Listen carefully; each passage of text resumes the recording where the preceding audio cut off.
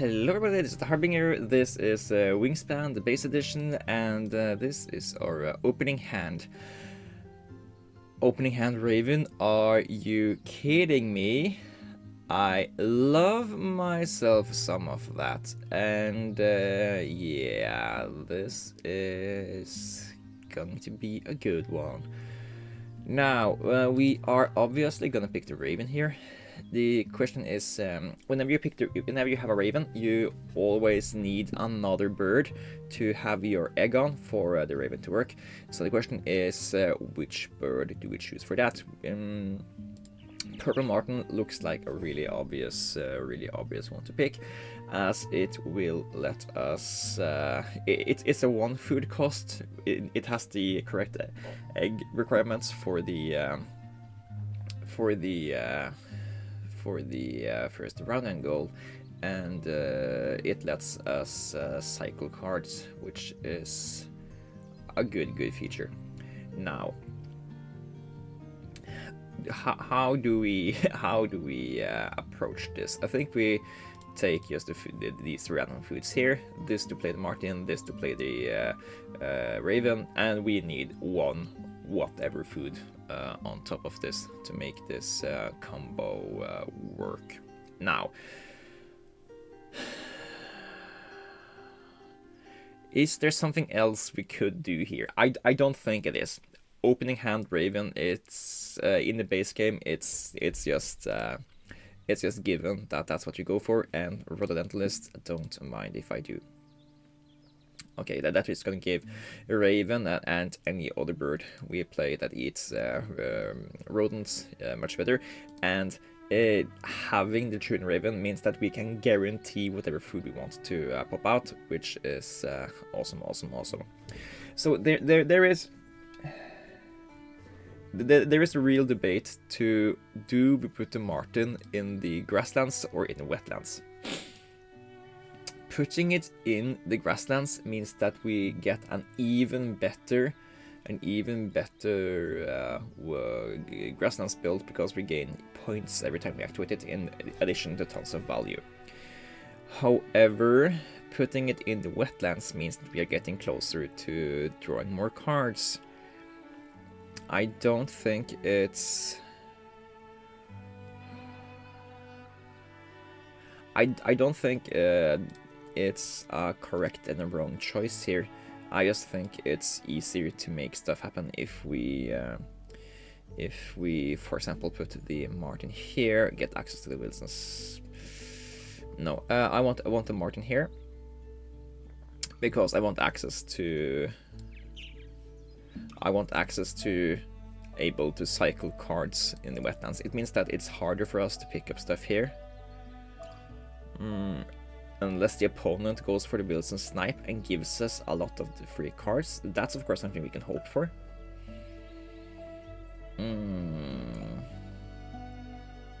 No, I think we need this guy in wetlands, so we have the possibility to trade additional cards, additional eggs for cards. We're gonna get lots of additional eggs by going here, just not in the early game. And getting access to this guy will also be really great, really fast. Because then we get 4 cards, and then we can start to find the cards we need, or we want to play out to combo with the Raven. Yeah, I think that's the correcter choice. So we play out this guy. We don't activate him, just... yeah, we should have picked up the Wilson snipe instead of playing this guy out. Puffin though.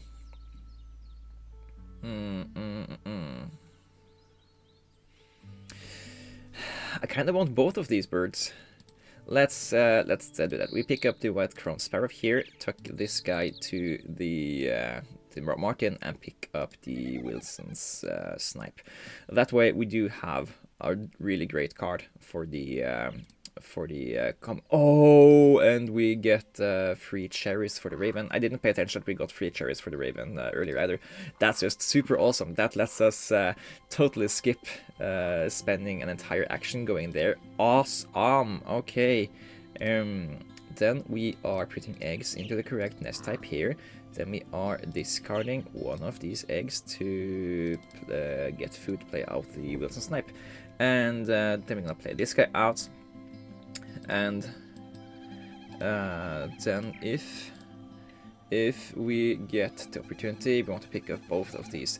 Bruised Blackbird is going to be a great card to combo together with the Raven. This guy needs to eat an egg, and this guy wants to lay an egg every time, but he runs out of egg capacity. So that's great.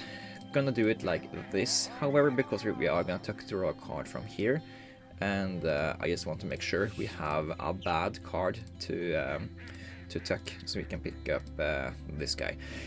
The Mallard isn't a bad card. It's just that it's really great for getting additional cards early. But we're already drawing 4 cards here and keeping 3 of them. So we don't need to worry about that for now. Barn Owl is a 7-pointer for us because of Relentless. So playing it out isn't the worst thing in the world. We don't need to play it out in the Grasslands or in the Wetlands, however, because I don't think the activated ability is good enough. But putting it in the forest is good enough for me. Now let's see here. If we go back here, we can exchange a cherry for a 3rd food. That way we can eat an egg here, and we can also get foods for the Bruised Blackbirds and the Atlantic Puffin, and we can play them out. We can play them out this turn while still having an egg for the round end goal. Then the question is, how important is it to...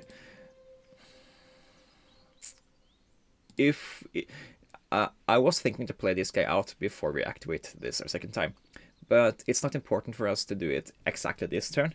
We can just take a card draw turn here in as an intermission turn to prepare for some other stuff here. None of these cards are particularly important for us for whatever up here, but I just want the additional 3 points from having the additional egg in the correct nest type before we're playing out other birds here.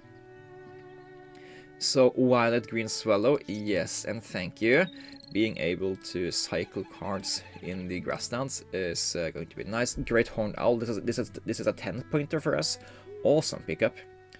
And then it's just what do we sack here? I think we sack the Bird Sparrow. We are not gonna be struggling for laying eggs. We're gonna be struggling for egg capacity. So awesome pickups all over the line here. And I am going to...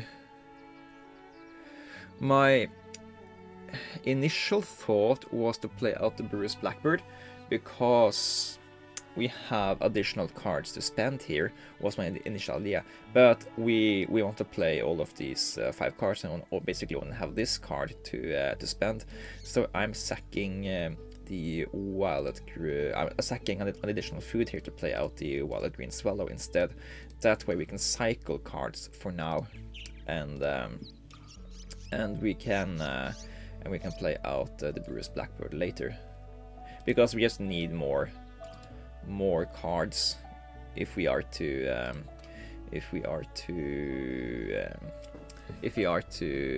tuck stuff to this guy, because we want to keep everything we have for now.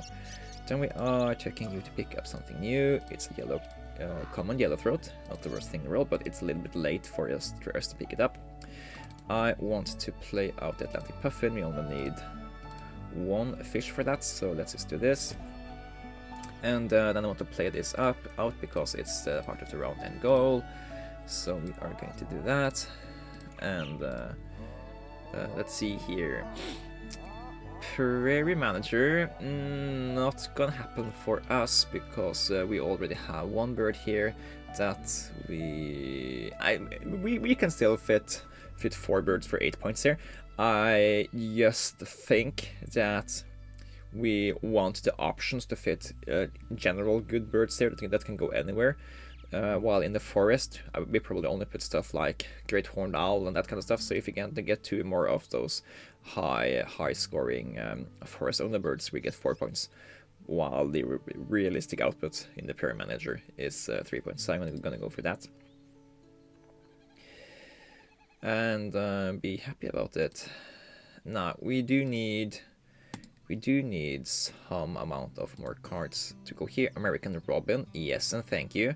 You will be another addition to our Grasslands here. We can afford to sack 1 egg to draw another card, because I think we want to spend as few actions as possible to go in the Grasslands here, because we have the option of getting so much more value out of each action cube if we spend that action cube in the Grasslands instead.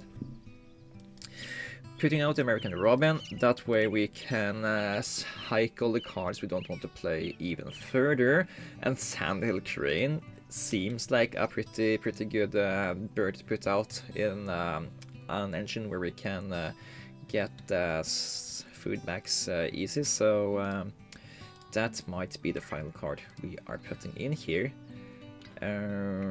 Let's lay out 4 eggs here, tuck the common Nighthawk, get out Song Sparrow, tuck the Song Sparrow, get out the Cedar Waxwing, ooh, eat an egg, gain 2 grain.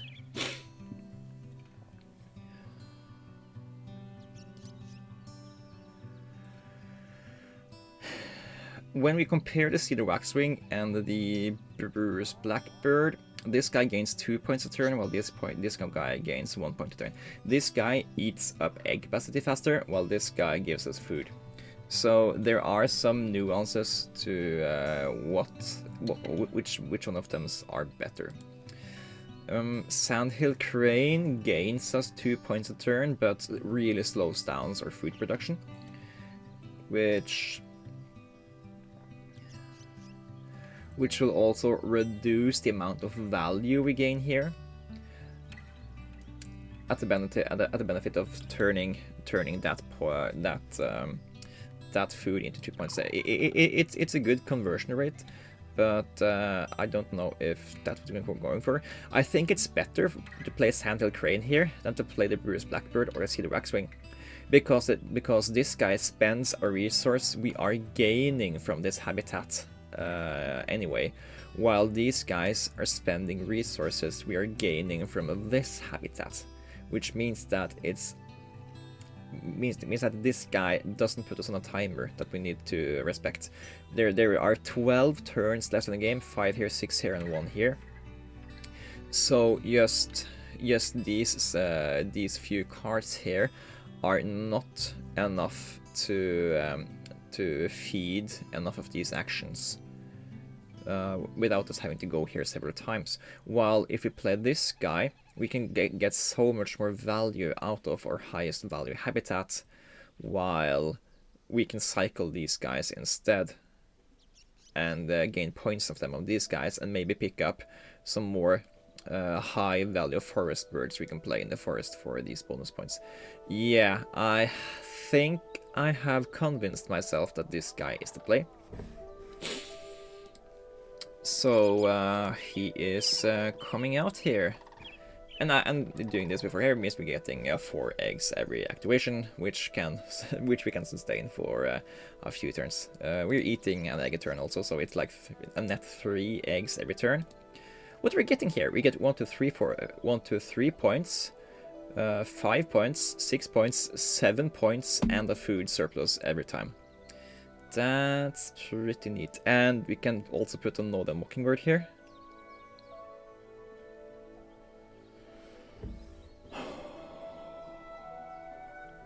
So this guy is gonna be absolutely insane.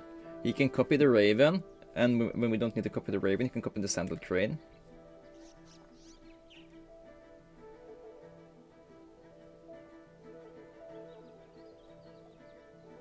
Is he better than just putting a Fringus Hawk down? I think he is, because 2 activations, and he can translate more food into 4 points. Yeah. Okay, we are picking that guy up. We can't activate this time. We can, however, cycle you to pick up the mockingbird.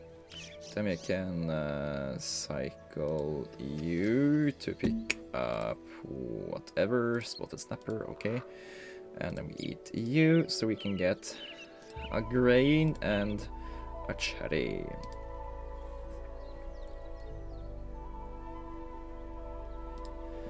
And I guess overpaying for you this time is fine. No, because then we can't activate the sandhill train.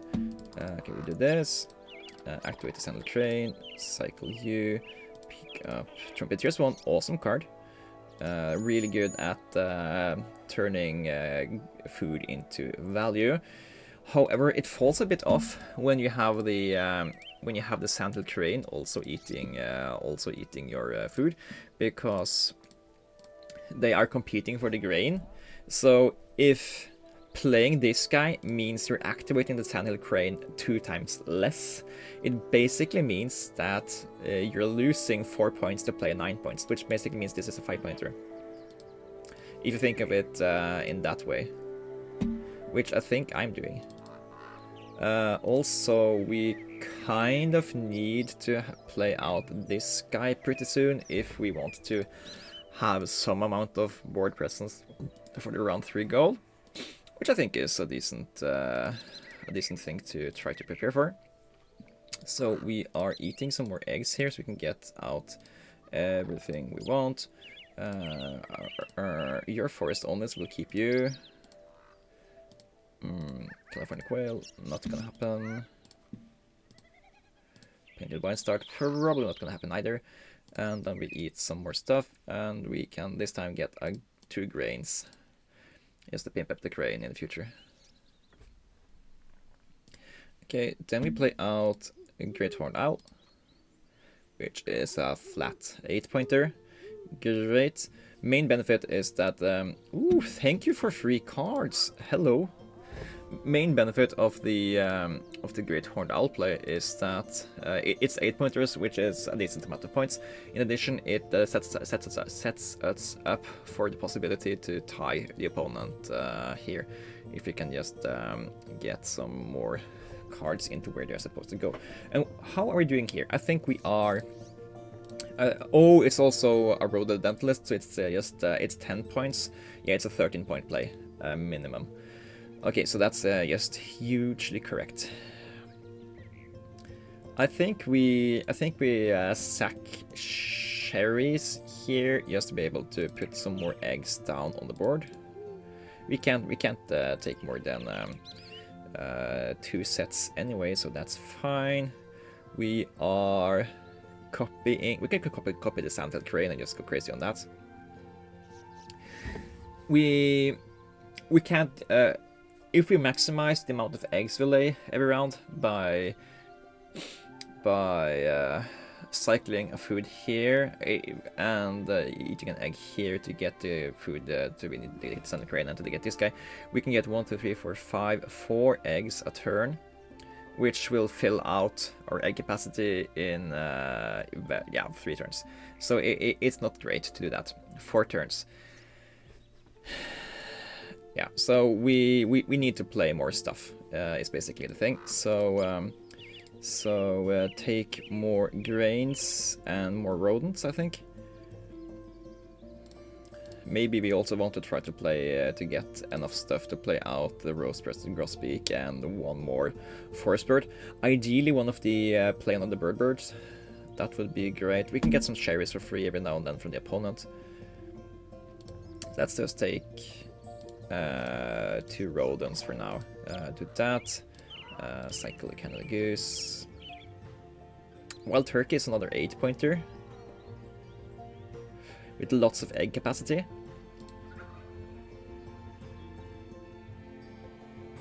Again, the same problem as the Trumpeteer's one is that it competes for the sandhill crane food. But now we have that we had another mockingbird here, we can basically pop off the Chihuahua Raven even more crazy than we did earlier. So we do have the excess food to play it out. We can just like do this, or we could just like, every other turn we can activate the Sandhill Crane twice, or we can just activate the Sandhill Crane twice every turn. Common Raven as well. Oh yeah.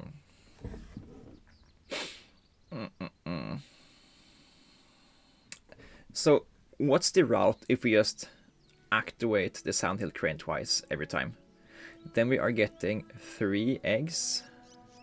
Every now and then we're getting 4 eggs because we have surplus stuff here. 1, 2, 3, 4 eggs.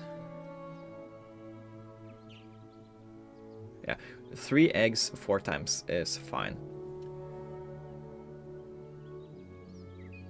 So we have one more turn to spare. Then we get 4 points here, 5 points here, 6 points here. 7, 8, 9 points. 9 points a turn activation. That's insane. We should probably just focus on that.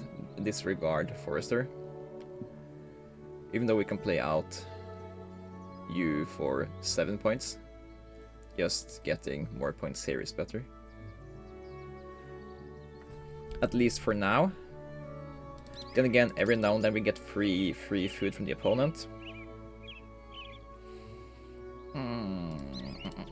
It's too early in the morning to calculate everything down correctly here.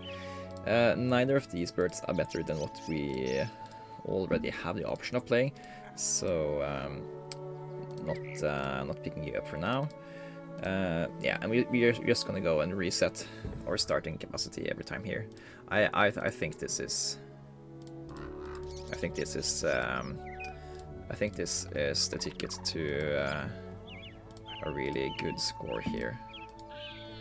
Wood Stork. This we can consider to play as our final action here. It would give us additional bonus points. If we get additional bonus points from the Rhododentalist. I regret sacking the Rosbeak because there is a non-zero chance we hit one of those birds that lets you play on the bird, and we can maybe have cheated that thing out for pretty cheap. Anyway, we are repeating the Sandhill Crane again. Sacking you. Sacking you. And eating you to gain 2 grains. And we can even get 4 more eggs this time. So, this is the final time we're getting the full payout of the Sandhill Crane here. Or this is the last time we're getting full payout for the egg laying. So we might consider doing something else here now. Going down here, after we eat an egg here, we're getting 1 point from eggs, 2, 3, 4, 5, 6, 7 points. Playing out this guy here is 6 points. He's 6 points, plus 2 from Rhododentalist, minus 2 points from eating eggs. So it's a 1 point gamble. We risk 1 point on maybe getting a bonus card that's worth more than 1 point. I think that's gonna be worth it. We have several birds eating only worms. We have several birds that eat cherries. We have omnivore birds. We have historian birds. We have geography birds in droves. We have only two birds that are colored, but I think playing out this guy is the correct play. That means we need to find try to eat eggs out of nest types. That doesn't reduce our possibilities here. Then also take a grain, just in case I change my mind and want to not play this guy in like 2 seconds. But yeah, let's do this. Eat eggs out of the marten nest here. Want to keep at least 1 egg in all nests that we can, and we want to keep all nests that are above 4 as high as we can. Yeah.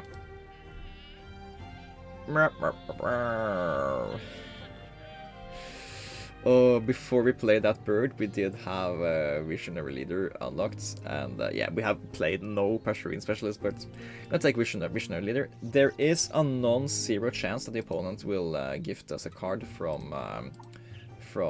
2 from a Common Loon and American Bittern. Since they have a turn after us here, I think it's probably not gonna happen, because I mean the opponent has no good move the last turn. They can lay 1 egg on the Common Loon, or they could, yeah, that's the only thing, and maybe Acacia Food and the Red-Headed Woodpecker. That's the only thing they can do for points. Almost. Sheesh. They did not plan their game out properly here. And we took a gamble that didn't pay off. That's entirely fine. And yeah, I suspect this game is going to be decently high scoring, considering we started with a Trihuna Raven in hand. And yeah, having 44 over here, that's a really good indication that instead of having it midway, it's a really good indication that this might be a 120 plus game. And in the base game, 120 is really good. And 135 in the base game. Ooh, yeah, that's what the Ravens will get, yeah. Getting the good cards in the opening hand is really, really, really, really, really good. And of course, you do need to play them out correctly. There are several ways to open a Trihuna Raven and not get 135 points. But we had certain portions of luck. We should be admitting that. We had this guy and we had this guy. We got this guy pretty early, so we had access to lots of card draw, which means that we had lots of opportunities to find other parts of a really good engine going. And once we did that, we were really lucky to pick up other point generators early. This guy gave us 10 more points, this guy gave us 9 more points, and in addition, they also let us look at 19 more cards, which is card draw while you're also gathering points from them. We're not gaining resources, but we are gaining updated, better resources, cycling bad cards into good cards, so we can, for example, hit the Saddle Crane, so we can dig into the deck, find the Northern Mockingbird, and Crane, Mockingbird, Trihuna Raven, really good combo. And yeah, this was just I think this was a textbook example of how lucky you can be in a Raven game and get a decent score amount of points. Anyways, thank you guys for watching. Hope this was entertaining to you guys, and I will see you guys in the next one. Take care.